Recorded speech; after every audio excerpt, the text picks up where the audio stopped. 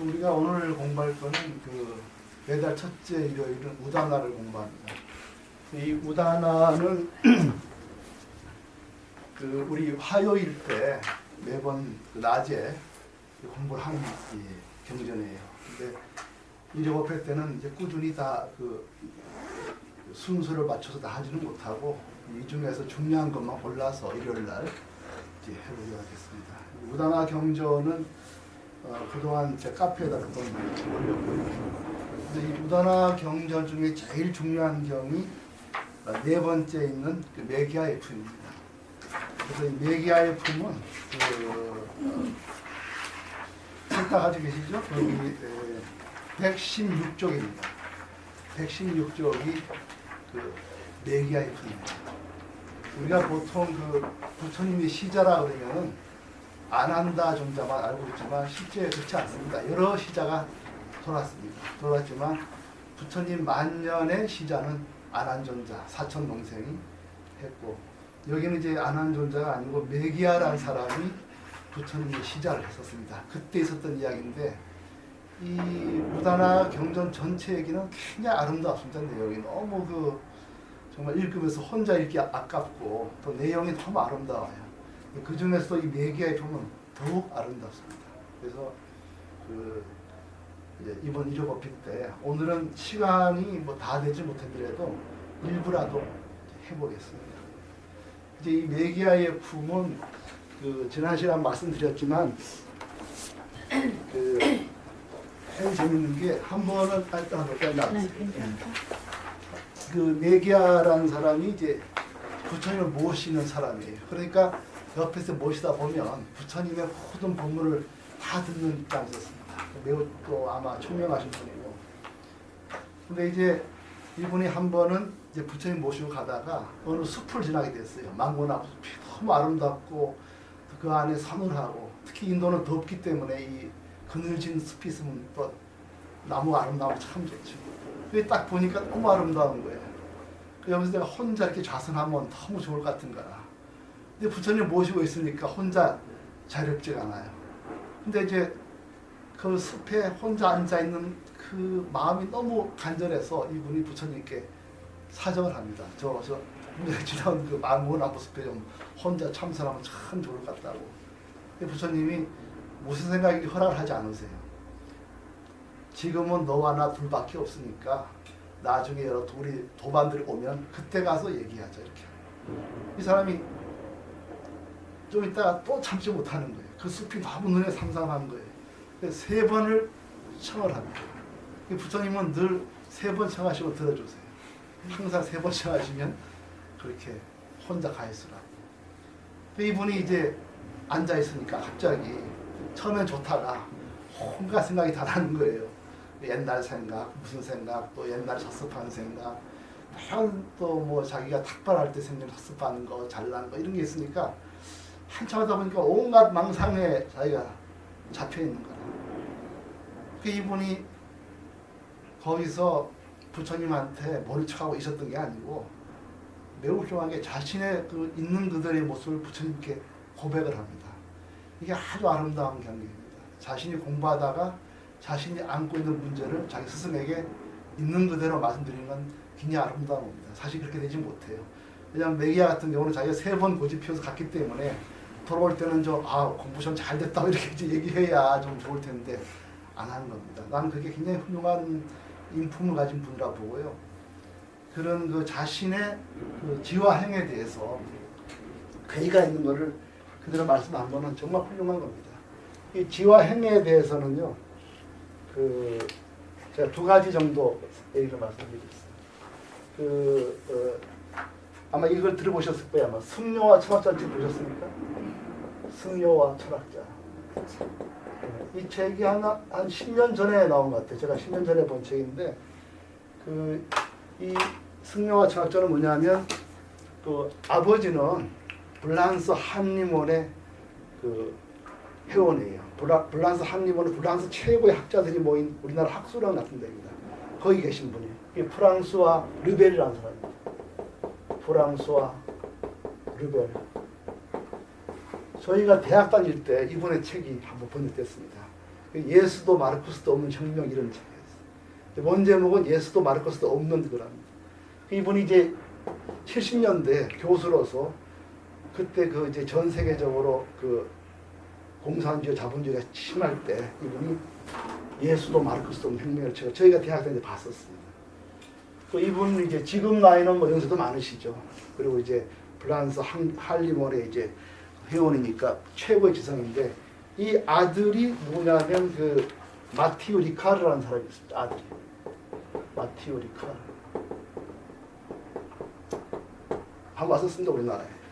근데 이제 이분이 어떤 분이냐면 그 아버지는 철학과 교수예요. 대학교 이제 불란스 대학 철학 교수고 할리몰 정의. 이 사람은 누구냐면은 그 분자 생물학 박사입니다. 그래서 그 파스텔 연구소라고 있죠. 그 유럽에 거기 연구원이에요. 분자 생물학 박사고 현재 잘 나가는 그 DNA 이쪽으로 굉장한 촉망되고 이 사람이 그 1965년 노벨상 받은 프랑스와 자콥이라는 사람이 있어요. 프랑스와 자콥. 이 사람 65년도 노벨상 받은 사람인데 이분이 분자 생물학의 대단한 돈이자고 이 사람 제자 이 사람. 이제 이 사람 그 65년 노벨상 받은 사람의 제자이자 정말 그 분자 생물학 쪽으로 하니까 굉장히 장래에 촉망됐어요. 이 사람 자기 아들은 여기 박사고 이 사람한테 박사를 땄어요. 그러니까 또 파스텔 연구소는 또 유럽에서 굉장한 거고. 장래가 촉망됐는데 이 아들이 어느 날 출가를 합니다. 박사 받고 잘 나가다가 출가를 해서 이분이 지금 뭐 하냐면 달라이라마 그분 밑에 있어요. 밑에서 통역도 해주고 공부도 하고 이렇게 현재 이분이 승려입니다. 그래서 아버지와 아들이 토론하는 책이 승려와 철학자입니다. 아버지 철학자하고 아들 승려하고 대담한 걸 모아놓은 책이 그 승려와 철학자인데 10년 전에 나왔습니다. 대단한 베스트셀러고 저도 한번 읽어봤더랬어요. 한번 보시면 좋습니다. 그래서 이제 그 르벨과 리카르드 이 두 사람이 이제 하는데 제가 이 책 본 중에서 가장 그 인상 남는 게 뭐냐면 아버지가 아들이 출가했다 한다고 했을 때 너무 충격을 받았어요. 내 아들은 최고의 지성이고 장래가 촉망돼 있는데 출가하겠다 그러니까 도대체 네가 무슨 문제가 있느냐 얘기를 해요. 그러니까 아들이 출가의 변을 이야기하는데요. 기가 막힌 게 있습니다. 아들은 뭐냐, 나는 아버지와 어렸을 때부터 아버지 밑에서 호면서 아버지 친구들 많이 봤다는 거예요. 그러니까 아버지 친구는 프랑스 최고의 학자다 보니까 뭐 예술가, 음악가, 철학가 많은 저명사가 늘 우리 집에 드나들고 얘기를 했습니다. 저 어릴 때부터 그분들 보고 컸습니다.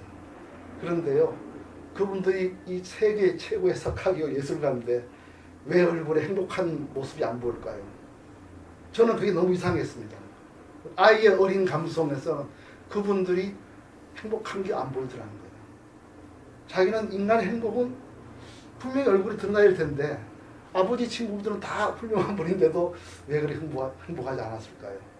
저는 달라이라마의 얼굴을 봤을 때 정말 인간의 행복을 느꼈습니다.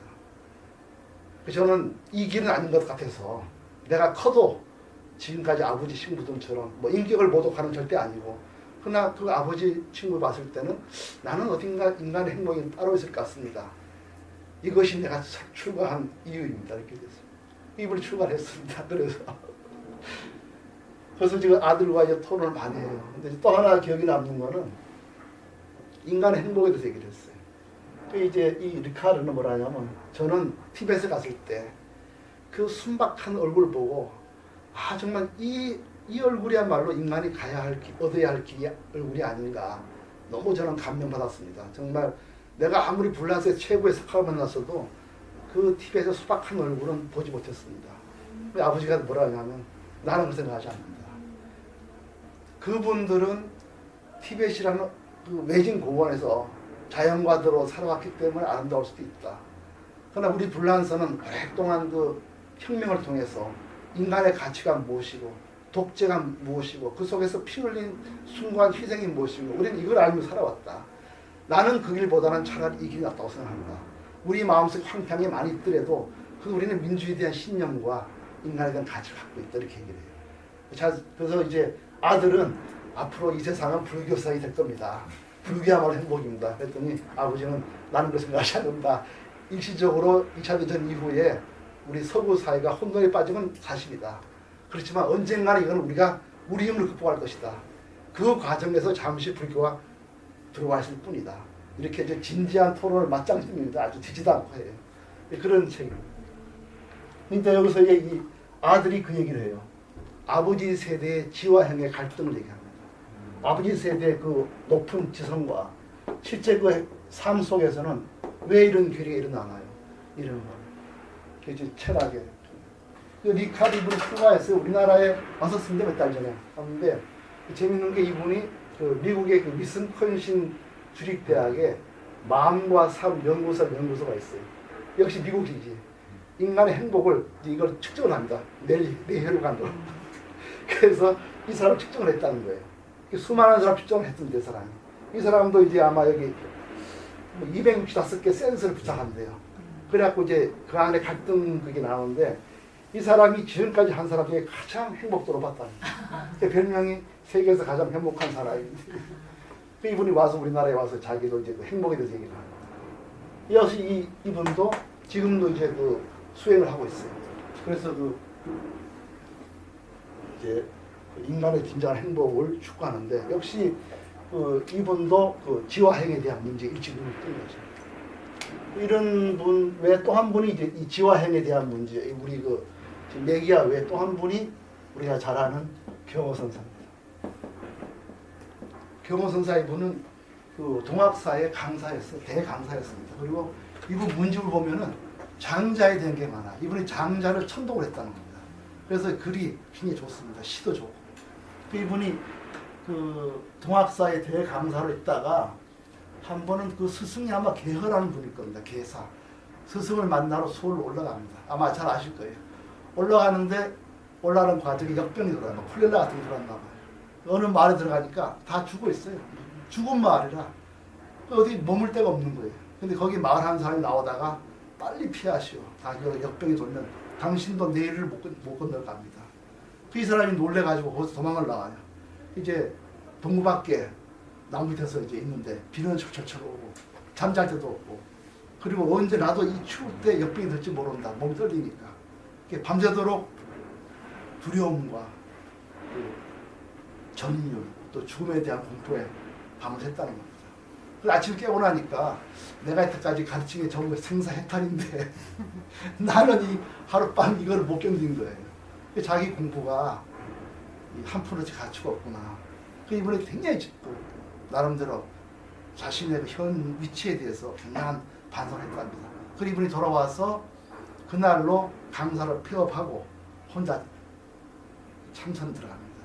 그래서 그 길로 이제 결국 아주 공부를 크게 됐던 그런 게 있습니다. 그분도 공부하게 된 게 결국은 이 지화행에 대해서 자기의 암과 삶에 대해서 큰 괴리를 느낀 겁니다. 우리 공부도 불교도 역시 매우 중요한 게 지화행입니다. 이 지화행에 대한 주제를 갖고서 이제 경전을 만든 게 지금 이 메기아의 품입니다. 시간 되면 끝까지 한번 해보고 아니면 이제 중간에 이 메기아의 품에 대해서 오랜만에 나오신 우리 김영신 모사님 이거 보실래요? 네. 116쪽에 메기아 법 읽어보십시오. 메기아의 품, 메기아의 경. 이와 같이 나는 들었다. 한때 세존께서 짤리까시에 있는 짤리까 산에 계셨다. 그때 존자 메기아가 세존의 시자였는데 그 존자 메기아가 세존께서 계신 곳을 찾아왔다. 가까이 다가와서 세존께 인사를 드리고 한쪽으로 물러나 섰다. 한쪽으로 물러나 서서 존자 메기아는 세존께 이와 같이 말했다. 세존이시여, 저는 잔뚜가마 마을에 탁발하러 들어갔습니다. 메기아여, 지금이 그 시간이라고 생각하면 그렇게 하라. 그래서 존자 메기아는 아침 일찍 옷을 입고 바루와 가사를 수하고 잔뚜가마 마을로 탁발하러 들어갔다. 잔뚜가마 마을에서 탁발하여 식사를 마친 뒤 탁발에서 돌아와 끼미깔라 강변을 찾아갔다. 끼미깔라 강변을 찾아가서 산책하면서 이리저리 거닐다가 아름답고 즐길만한 망고나무 숲을 보았다. 보고 나서 이와 같이 생각했다. 이 망고나무 숲은 아름답고 즐길만하다. 이 망고나무 숲은 정진하길 원하는 훌륭한 가문의 아들이 정진하기에 알맞다. 세존께서 나에게 허락하신다면 나는 이 망고나무 숲에 정진하러 오겠다. 그래서 존자 메기야는 세존께서 계신 곳을 찾아갔다. 가까이 다가와서 세존께 인사를 드리고 한쪽으로 물러나 섰다. 한쪽으로 물러나 서서 존자 메기야는 세존께 이와 같이 말했다. 세존이시여, 저는 아침 일찍 옷을 입고 바로와 가사를 수하고 잔뚜가마 마을로 탁발하러 들어갔습니다. 잔뚜가마 마을에서 탁발하여 식사를 마친 뒤 탁발하여 돌아와 끼니깔라 강변을 찾아갔습니다. 끼니깔라 강변을 찾아가서 산책하면서 이리저리 거닐다가 아름답고 즐길 만한 망고나무 숲을 보았습니다. 보고 나서 이와 같이 이 망고나무 숲은 아름답고 즐길 만하다. 이 망고나무 숲은 정진하길 원하는 훌륭한 가문의 아들이 정진하기에 알맞다. 세존께서 나에게 허락하신다면 나는 이 망고나무 숲에 정진하러 오겠다라고 생각했습니다. 이처럼 말하자 세존께서는 존자 메기야에게 이와 같이 말했다. 메기야여, 우리는 둘뿐이므로 다른 어떤 수행승이 올 때까지 기다려라. 그러나 두 번째에도 존자 메기야는 세존께 이와 같이 여쭈었다. 세존이시여, 세존께서는 더 이상 하실 일이 없고 하신 일에 더 이상 보탤 일이 없지만 세존이시여, 저는 더 할 일이 있고 한 일에 더 보탤 일이 있습니다. 세존이시여, 제게 허락하신다면 그 망고나무 숲으로 정진하러 가겠습니다. 두 번째에도 세존께서는 존자 메기야에게 이와 같이 말했다. 메기야여, 우리는 둘뿐이므로 다른 어떤 수행승이 올 때까지 기다려라. 예, 지금 부처님 허락 안 하시니까 이분이 드디어 얘기합니다. 아, 부처님은 다 깨쳐서 할 게 없는데 저는 아직 할 게 많습니다. 그럼 두 번이나 해서 그것도 안 된다 그래요, 부처님이. 다른 도반이 올 때까지 기다려라. 도반은 매우 중요하게 얘기합니다. 혼자 있는 걸 한번 계속 읽어주십시오. 세 번째에도 존자 메기야는 세존께 이와 같이 여쭈었다. 세존이시여, 세존께서는 더 이상 하실 일이 없고 하신 일에 더 이상 보탤 일이 없지만 세존이시여, 저는 더 할 일이 있고 한 일에 더 보탤 일이 있습니다. 세존이시여, 제게 허락하신다면 그 망고나무 숲으로 정진하러 가겠습니다.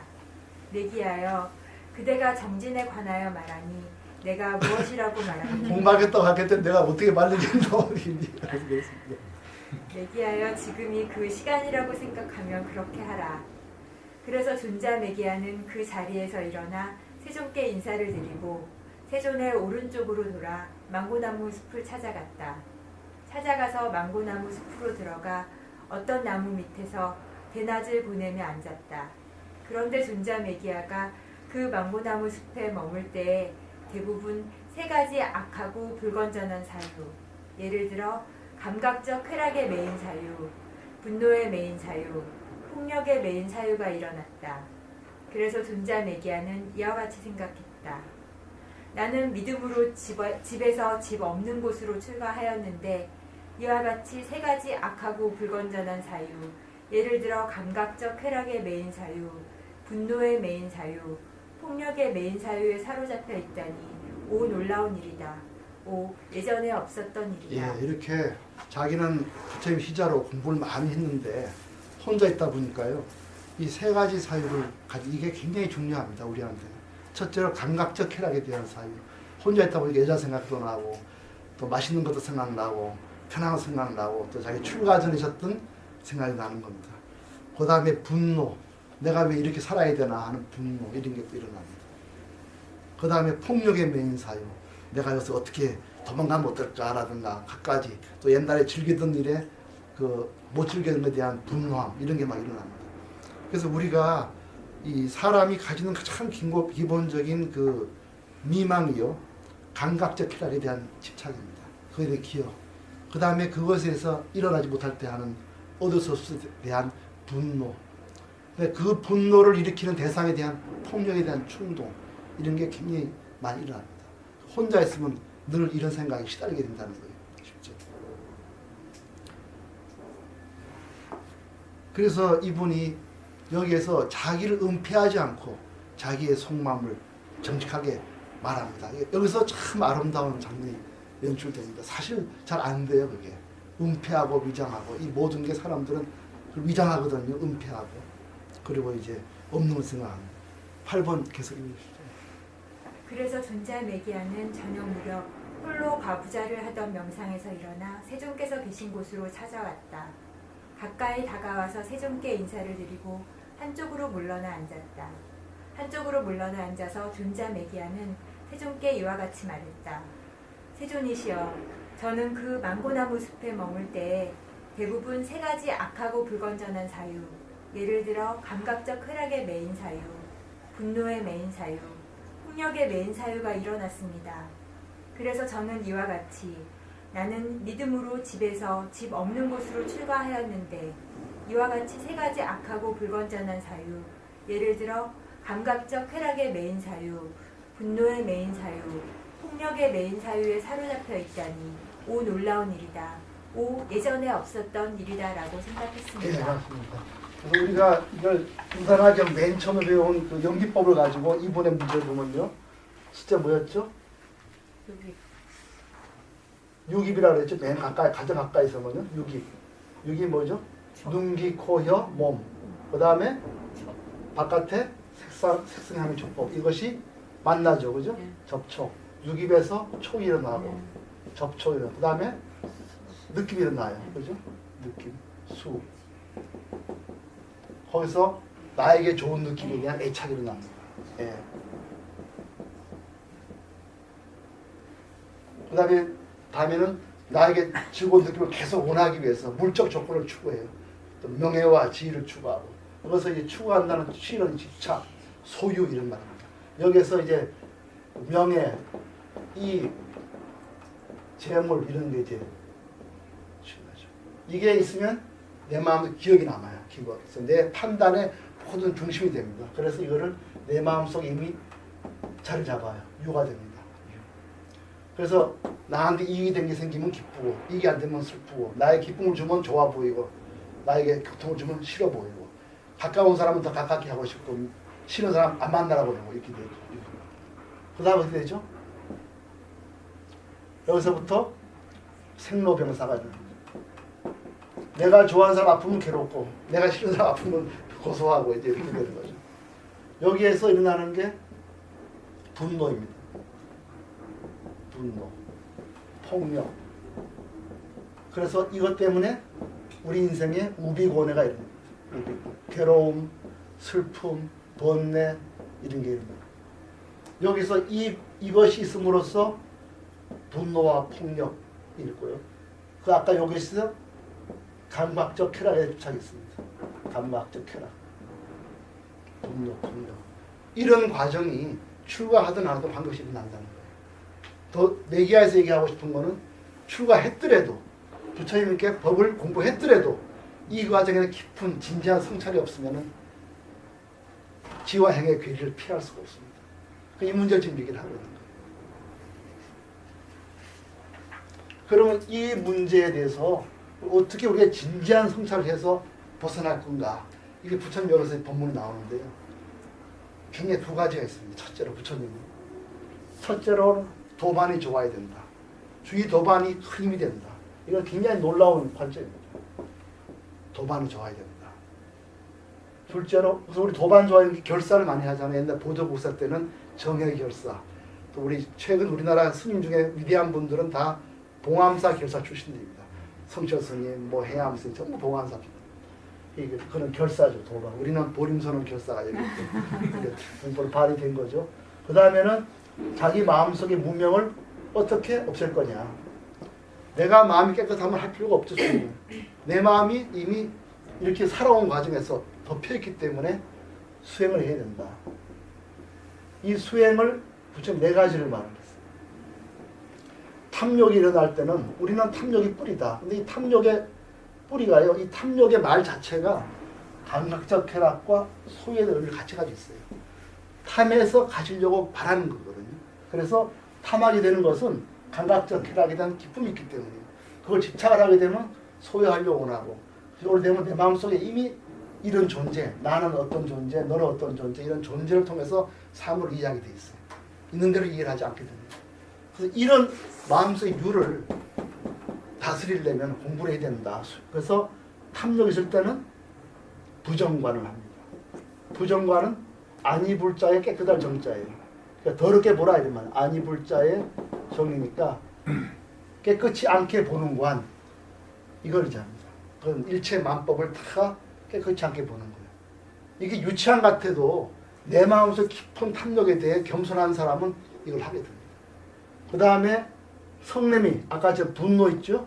분노일 때는 자해관을 합니다. 자해관. 그리고 늘 아무 생각 없이 충동적이 일어날 때, 다스리지 못할 때는 두 가지가 있어요. 여러 생각이 끝없이 일어날 때는 호흡관을 합니다. 충동에 대한 깊은 사색이 잘 안 들어오면은 무상관을 합니다. 생로병사. 그래서 무상관해서 결국 무화까지 이제 이르게 되는 거죠. 이 네 가지, 부정관, 자해관, 호흡관, 무상관, 이 네 가지를 하나하나 가르칩니다. 부처님. 그래서 좋은 도방과 더불어 공부하는 거, 이게 부처님의 해결책이에요. 그러니까 신비한 게 없습니다. 그게 특별한 게 없어요. 그렇지만 가장 우리 삶의 기본을 깨뜨리고 계세요. 그래서 이에 대해서 이제 부처님의 본문을 하나씩 들어보겠습니다. 그 옆에 저 문명고사님 저 어디까지 했죠? 예, 9번부터 예. 내기하여 마음에 의한 해탈이 성숙하지 않았다면 5가지 원리가 성숙에 도움이 된다. 5가지란 무엇인가? 예, 여기까지요. 지금 부처님이 무슨 말씀하냐면요, 마음에 의한 해탈이 성숙되지 않았다 이런 말씀합니다. 그거 무슨 얘기냐면은 전제가 있어요. 지혜에 의한 해탈입니다. 불교에서 크게 두 가지가 있어요. 지혜에 의한 해탈을 하고 마음에 의한 해탈입니다. 지혜의 해탈은 지성이 뛰어나서 잘 지식을 통해서 습득하는 사람, 그래서 마음이 해탈된 사람도 있어요. 근데 그게 안 되는 사람이 많이 있어. 그럼 아는 건 많은데 안 되는 거예요. 부처님이 뭐라고 하냐면 내기하를 판단할 때 너는 지식은 많지만 마음이 아직은 안 되는구나. 그래서 마음에 의한 해탈을 추구해야 된다. 이런 말을 하고 있어요. 그 전제에는 너는 지혜의 해탈은 많이 됐지만 아직 자기 마음의 긴장까지 들어가지 않았다. 알매 그치고 있다. 이런 말씀을 좀 하고 계십니다. 너는 너의 암과 삶은 괴리되어 있다. 이 말씀을 좀 하고 계십니다. 읽어주십시오. 내기하여 여기 수행승이 선한 벗, 선한 친구, 선한 동료와 사귄다. 내기하여 마음에 의한 해탈이 성숙하지 않았다면 이 첫 번째 원리가 성숙에 도움이 된다. 예, 첫째는요, 좋은 벗하고 사귀라는 거예요. 여기서 사귄다는 건 없어요. 처음 좋은 도방과 사겨라. 이게 첫째 부처님의 가르침입니다. 2번째요. 내기하여 더욱이 수행승이 계행을 지니고 계율의 항목을 수호하고 알맞은 행동과 행경을 갖추고 아주 작은 잘못에서 두려움을 보고 학습 계율을 받아 배운다. 내게하여 마음에 의한 해탈이 성숙하지 않았다면 이 두 번째 원리가 성숙에 도움이 된다. 예, 내기야 너는 혼자 가서 조용히 있으면 좋을 것 같아도 그게 공부에 도움이 안 된다. 첫째 좋은 법과 사귀고 둘째로는 행실이 좋은 도반과 함께 있어라.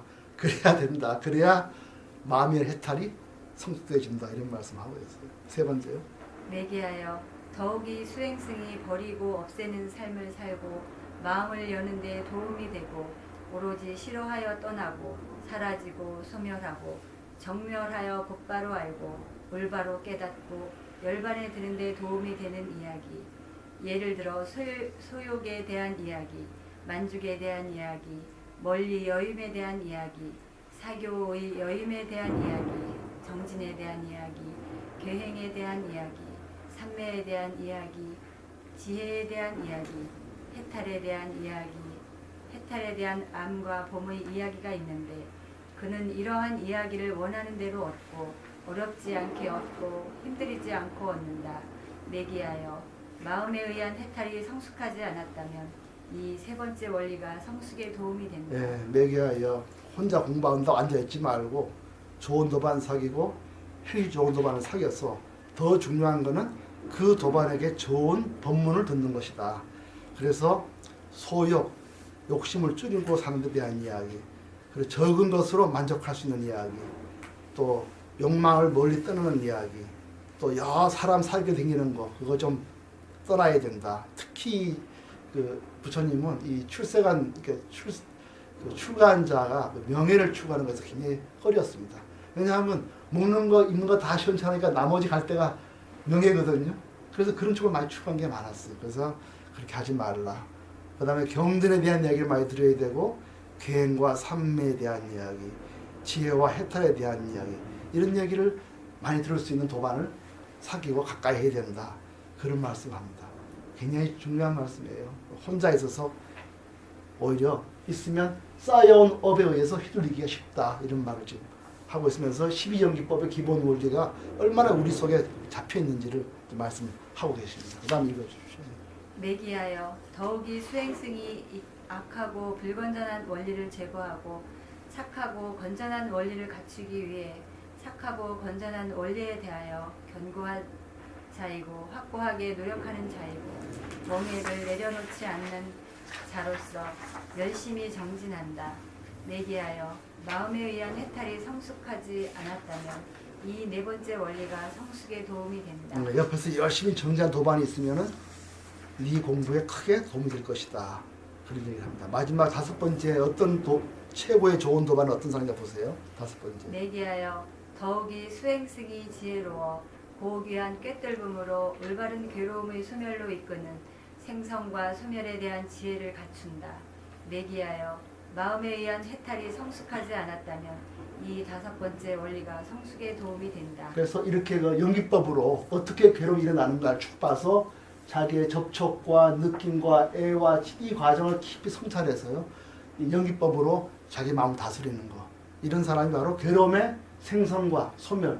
촉이 일어나더라도 느낌이 일어나더라도 애착하지 않고 취하지 않고 마음에 심지 않는 이런 거치면은 분노와 풍요에서 벗어난다. 이게 이제 연기법의 순과 역관이죠. 이렇게 가지고 있는 사람을, 실제 행하는 사람을 옆에 두고 사귀라. 이런 말씀을 하고 있습니다. 좋은 도반, 첫째로 좋은 사귀고, 그 다음에 좋은 도반을, 행실 좋은 도반 사귀고, 그 다음에 그 도반한테 좋은 이야기를 듣고, 그 다음에 그 도반이 열심히 정진하는 도반을 찾고, 그 다음에 정진하는 것도 연기법에 깊이 이해해서 자기를 다스리는 사람을 찾아라. 이게 좋은 도반도 연기법을 공부하는 사람을 찾는 거죠. 그래서 이제 부처님이 이렇게 좋은 도반 사귀면 지금 다섯 가지 원리가 쭉 네가 얻을 수 있다. 이렇게 얘기를 합니다. 그런 다음에 11번에 가서 이제 부처님이 좋은 도반과 더불어서 뭘 할 것인가를 얘기를 하세요. 11번은 저 보가스 무사님 읽어주시면. 그런데 매기하여 수행승은 이러한 다섯 가지 원리를 확립하고 덧붙여 네 가지 원리를 닦아야 한다. 첫 번째, 탐욕의 제거를 위해서 부정을 닦아야 한다. 두 번째, 분노의 제거를 위해서 자애를 닦아야 한다. 세 번째, 사유의 제거를 위해서 호흡에 대한 책임을 닦아야 한다. 네 번째, 내가 있다는 자만의 제거를 위해서 무상에 대한 지각을 닦아야 한다. 매기하여 무상에 대한 지각을 이루면 무아에 대한 지각이 이루어지고 무아에 대한 지각을 이루면 내가 있다는 자만은 제거되고 현세에서 열반을 이룬다. 현세에서 행복을 얻는다. 그래서 이 부처님의 가르침은 매우 귀중한 게 현재 내 마음속의 상태를 진지하게 받아들이는 거예요. 그리고 이 진지하게 받아들일 때 수행을 할 수가 있다는 것입니다. 이 중에서 이제 탐욕의 제거와 오늘은 그 분노의 제거, 여기 대해서 어떻게 그때 수행했는지 잠깐만 보겠습니다. 우선 내가 이런 감각적 쾌락으로, 탐욕이 뭐죠? 첫 출발이 감각적 쾌락이 되는 것입니다. 그 다음에 그 쾌락이 너무 크니까 그걸 잡고 싶은 거예요. 아까 망고나 스프 너무 좋으니까 혼자 조용히 안고 싶으면 다 잘 될 것 같은 거예요. 근데 안 되는 거예요. 그것도 감각적 쾌락입니다. 그러니까 감각적 쾌락이 일어날 때는 뭐죠? 그게 좋아서 있는 거거든. 그 대상에 대한 집착이 생기는 거예요. 그래서 부처님이 부정관을 만들었어요. 대상에 대한 집착이 떨어지게끔 하려면은 대상을 더럽게 보라는 거예요. 깨끗이 않게 보라는 거예요. 이제 그거를 달봉거사님, 아까 프린트 물 있죠? 여기 보면은 맨 처음에 부정관이 있습니다. 이걸 부처님이 부정관 하려면 이렇게 해야 됩니다. 그거 먼저 하고 다음에 자해관만 하겠습니다. 부정관 걷거나 또는 서거나 혹은 앉거나 눕거나 몸을 구부를 혹은 편다. 이것이 몸의 동작이다. 몸은 뼈와 힘줄로 엮고 있고 내피와 살로 덧붙여지고 피부로 덮여져 있어 있는 그대로 보이지 않는다. 이것은 내장과 이 간장의 덩어리, 방광, 심장, 폐장, 신장, 비장으로 가득 차 있다. 그리고 콧물, 점액, 땀, 지방, 피, 관절액, 담즙, 림파액으로 가득 차 있다. 또한 그 9구멍에서는 항상 더러운 것이 나온다. 눈에서는 눈곱, 귀에서는 귀지가 나온다.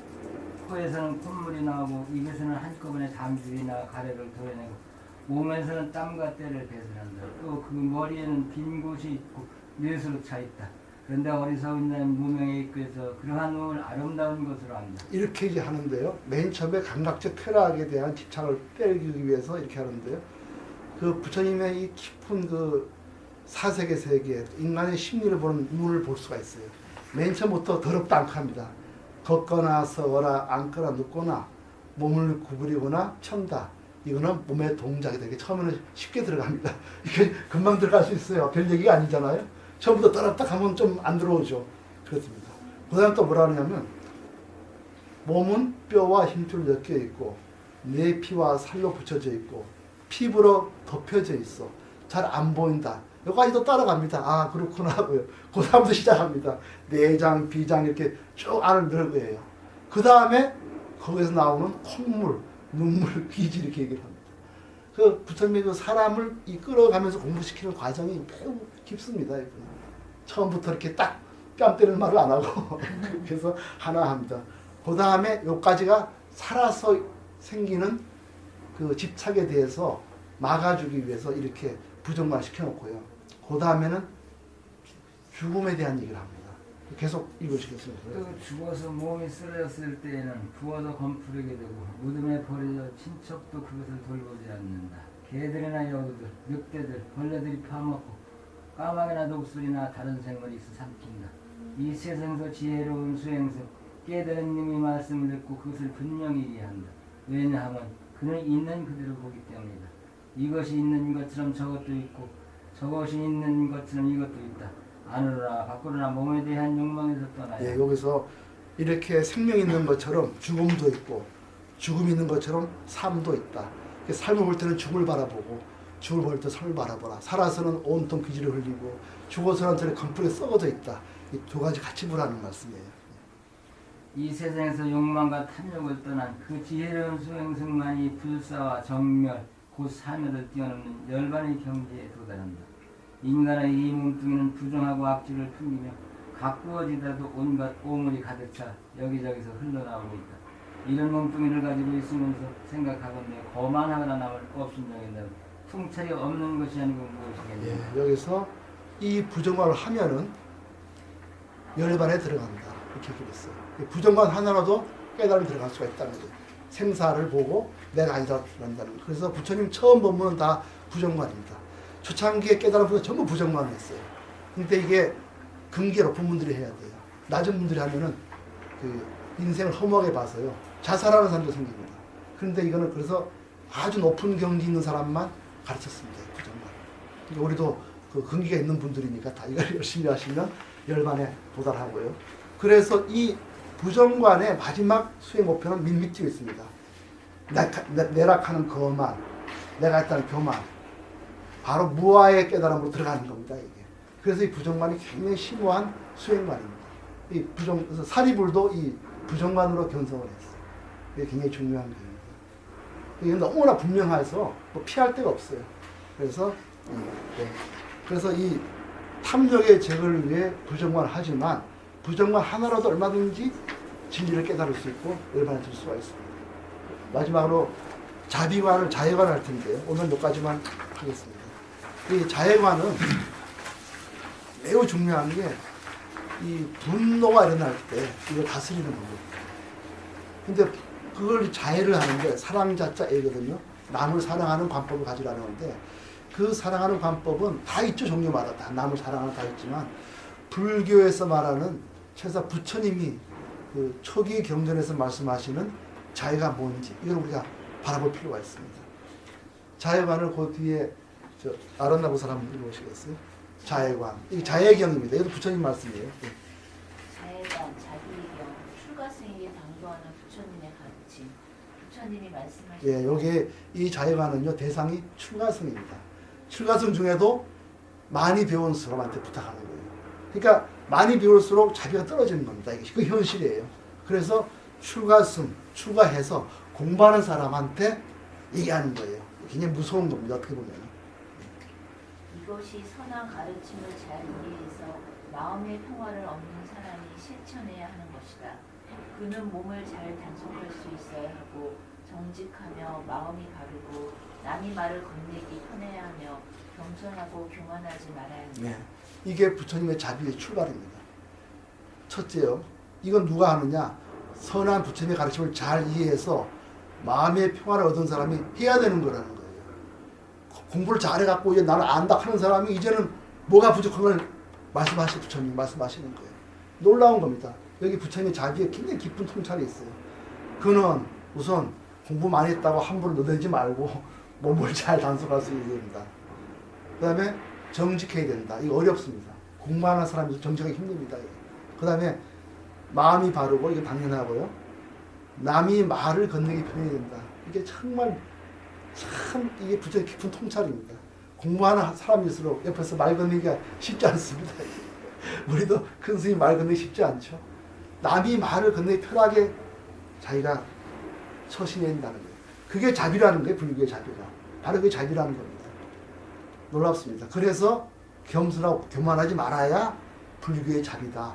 이런 말씀하세요. 굉장히 깊습니다. 그 다음 읽어주십시오. 할 일이 적고 검소하게 살아서 만족함을 알고 사람들이 대접하기 쉬워야 한다. 진정한 자비는 남이 대접하기 쉬워진다는 거예요. 공부하면 올라갈수록 남이 대접하기 쉽지가 않습니다. 그 사람은. 근데 그러면 안 되고 정말 낮은 곳에 처해가지고 겸손해서 남이 말을 건네기 쉽고 대접하기 편해야 된다. 이게 우리한테 큰 가르침입니다. 우리 제가저도 마찬가지입니다. 정말 우리한테도 마찬가지입니다. 이게 불교의 자비라는 겁니다. 내가 남이 나에게 말 건네기 편해야 되고 남이 나를 대할 때 편해야 될 때 자비라는 거예요. 그래서 읽어주십시오. 예. 감각기관이 고요하고 마음이 흔들리지 않으며 부끄러움을 알아야 하며 마을에서 밥을 얻을 때 탐심을 내지 말아야 한다. 그리고 다른 현명한 사람들이 비난할 어떤 천한 짓도 하지 말아야 한다. 예, 요까지가 부처님이 공부 많이 한 사람이 진정으로 자비로운 인간이 되려면 뭘 해야 되는지 말씀하신 부분입니다. 세 번째 특히 여기서요. 줄글 부분은 부끄러움을 알아야 한다는 거. 이게 부처님 말씀 많이 하셨어요. 사람의 부끄러움을 알아야 된다. 어디 가도 밥 먹을 때 말이죠. 좀 맛있는 거 안 주나. 또 남들 볼 때 좋은 고기는 감추고 밑에 감추고 많이 그렇게 했다는 거예요. 스님들이. 맛있는 거 있으면 남이 먹을 때는 탐욕하다 할까봐 밥은 위에 두고 고기 밑에 감췄다는 거예요. 이게 나는 이게 윤리에 나오는데 정말 인간의 솔직한 모습입니다. 그렇죠. 예, 그럼. 그래서 그 부끄러움 알아야 된다. 감각기관이 고요해야 된다. 맛있는 거 든다고 눈이 반짝반짝하고 그래서 안 된다. 너무 구체적이에요. 부처님 말씀이. 그래서 부끄러움 알아야 된다. 그래서 마을에서 밥을 얻을 때는 탐심을 내지 말아야 된다. 내가 맨 앞자리에 가야 된다. 밥을 얻을 때 내가 먼저 받아야 된다. 이거 다 부끄러운 자라는 거죠. 이게 볼 땐 이게 우리 삶을 하는 것입니다. 여기까지가 자비를 하기 위해서 내가 어떤 마음을 가지게 되는지 부처님이 매우 구체적입니다. 부처님 보신 눈이요 매우 구체적이세요. 아주 무슨 뭐 관념적 이런 게 아닙니다. 저는 이번에 깊은 관찰력에 정말 탐복을 합니다. 그 다음에 어떻게 나옵니다. 이게 이제 자애경의 매우 중요한 또 한 축이 나오고 있습니다. 자, 계속 읽어주시겠습니까? 모든 생명들이 진실로 행복하고 편안해지도록 마음으로 네, 빌어야 우리 한다. 그 선장처럼 축원을 이제 해야 하는 겁니다. 그들이 행복한 마음을 갖도록 빌어야 한다. 움직이거나 움직이지 않거나 길거나 크거나 중간 크기이거나 혹은 짧거나 작거나 크거나 어떤 생명을 가진 존재라도 눈에 보이는 것이나 보이지 않는 것이나 멀리 살건 가까이 살건 이미 살고 있거나 앞으로 살아갈 것이든 모든 살아있는 생명들이 행복해지도록 빌어야 한다. 다른 사람을 모욕해서는 안 된다. 어느 곳에 있는 어떤 사람이라도 멸시해서는 안 된다. 화가 나거나 밉다고 하여 남의 불행을 빌어도 안 된다. 마치 어머니가 목숨을 다하여 외아들을 지키듯 모든 생명에 대해 끝없이 포용하는 마음을 기르고 온 세상에 대해 자비로움을 키워야 한다. 예, 이 말씀도 매우 현실적인 말씀입니다. 아마 우리가 앞으로 그 수타이파타를 공부할 때가 올 것입니다. 수타이파타 맨 마지막에 그 피안에 이르는 길이라는 주제가 있어요. 거기에 어떤 그 한 힌두의 브라만 스승이 자기 제자를 보내서 부처님께 물어보는 거예요, 진리를. 근데 물어본 동기가 뭐냐면 이 브라만이 한 번은 집에 있는데 웬 그 거린, 수행자죠. 거린이 찾아왔어요. 와서 문을 들으면서 나한테 집도 잘 사니까 요새 말로 몇 천만 원 달라고 그러는 거예요. 그 사람이 못 주겠다, 없다 그러니까 그럼 너 내가 주물려가지고 네 머리가 박살나게 내가 저주를 할 것이다 이래버렸어요. 그리고 가버립니다. 그러니까 평생 수행하던 사람이 또 한마디 하니까 이게 물론 이게 아무것도 아니죠. 근데 안 되는 거예요. 밤에 잠이 안 오는 거예요. 우리 마찬가지입니다. 점치러 갔다가 조금 뭐 집에 조금 뭐 이러면은 잠이 안 옵니다. 그다음부터는. 이게 앞으로 왜 인간이 이런 미래의 불행에 대해 그렇게 연약한지 우리 공부를 할 필요가 있어요. 과거, 현재, 미래가 나오는 겁니다. 그래서 이분이 밤에 잠을 못 자서 자기가 배운 수행 갖고 안 되는 거예요. 그래서 자기 제자를 보내서 부처님께 물을 보냅니다. 그게 수타이파타 맨 마지막 피안에 이르는 길의 주제예요. 언제 한번 공부를 할 겁니다. 여기도 마찬가지 보세요. 다른 사람을 모욕해서는 안 된다. 화가 나서 밉다고 해서 남의 불행을 뒤로다는데 그때 많이 그렇게 했습니다. 그때 수행자들이. 우리도 지금도 그러죠. 그죠? 어디 제사 지내라고 하고 그때도 그랬습니다. 이게 굉장히 실질적으로 현실에 대한 말씀입니다. 그 다음에 이제 그 부처님이 이거를 그럼 이런 마음을 언제 가지게 될 거냐 그걸 얘기합니다. 무리하게 하지 말라는 거예요. 몸도 괴로우면서 막 하면은 이가 갈리면 하면은 그 절대 되지 않는다는 거죠. 한번 읽어보십시오. 위와 아래 그리고 옆에 근유가 있어도 못된 짓을 하거나 미워하거나 시기하는 마음이 없이 끝없이 포용하는 마음을 길러야 한다. 피곤하거나 잠잘 때를 빼고는 서 있을 때나 걸을 때나 앉을 때나 누워 있을 때 늘 잊지 않고 이 마음을 기르도록 노력해야 한다. 이것이 사람들이 말하는 이 세상의 성인의 경지다. 예. 늘 피곤하거나 잠잘 때는 하지 말라는 거예요. 그때는 해도 안 되니까. 얼마나 구체적인 말씀입니까? 그리고 늘 남을 대할 때 내 마음을 보라는 거예요. 내가 이 사람한테 좋은 말을 하고 있는지, 내가 이 부분에 대해서 분노와 폭력을 갖고 있는지 늘 그걸 바라보고 미움 있을 때는 자해관을 이렇게 하고 내가 남에게 대접하기 쉬운 사람인지 남의 말을 건너기 편한 사람인지 자기를 바라보라는 거죠. 그리고 내가 진짜 이 사람의 행복을 빌고 있는지 바라보라고 그러고요. 혹시 내가 기분이 좋다고 이 사람을 뒤에서 저주하는 건 아닌지 그걸 또 바라보라는 거죠. 그래서 늘 그 어머니가 외아들에 대해서 사랑하는 마음을 가지듯이 그렇게 하되 피곤하거나 잠잘 때는 안 해도 된다 이렇게 말씀하십니다. 마지막으로 보십시오. 그릇된 견해들을 따르지 않고 기율을 지키며 늘 자신을 살피며 감각적 쾌락에 대한 탐욕을 이겨내면 그 사람은 결코 윤회에 들지 않는다. 이 말이 되는 거죠. 맨 첫째 그릇된 견해를 따르지 않고라는 것은 뭐냐면 올바른 견해를 따르라는 거거든요. 그 올바른 견해는 바로 이 12연 기법입니다. 이걸 통해 자기 마음을 잘 보라는 겁니다. 그래서 이런 자기관을 가지고 살아갈 때 진정으로 불교의 자비가 이루어지는 것이다. 이런 말씀을 했습니다. 오늘 전달했습니다.